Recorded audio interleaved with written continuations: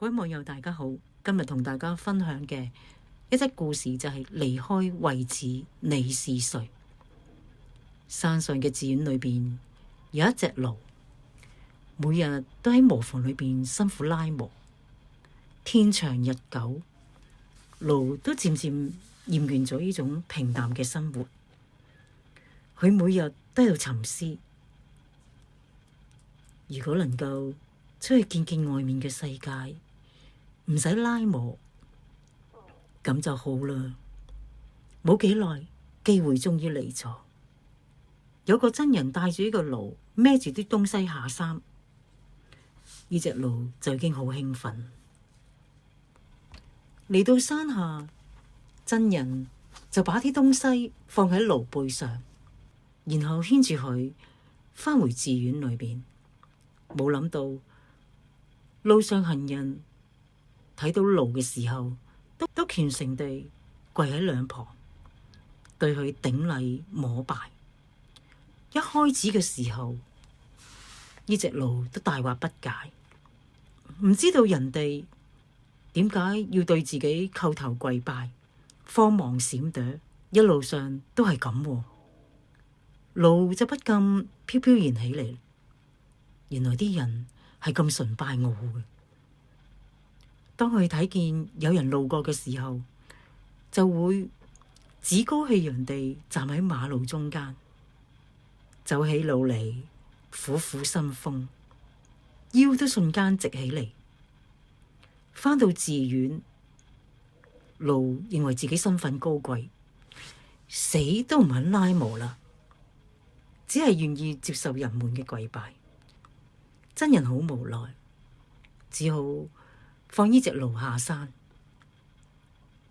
呢隻驢啱啱下山，就遠遠睇見一夥人敲鑼打鼓迎面而嚟，心想一定係啲人嚟歡迎我啦。咁佢就大搖大擺站喺馬路中間。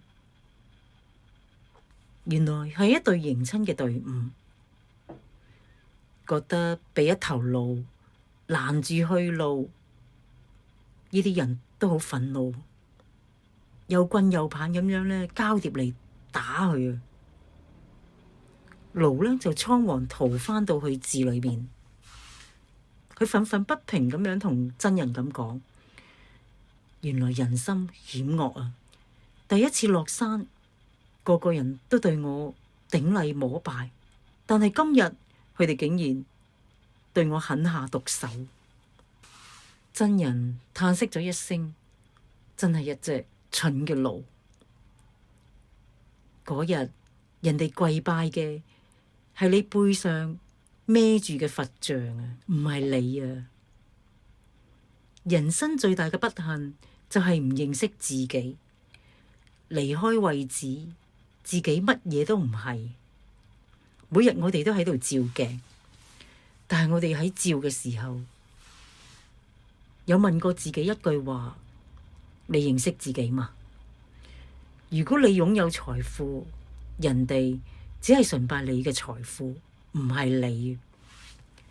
但係你就誤會咗人哋崇拜你。如果你有咗權力，人哋崇拜嘅只係你嘅權力，唔係你。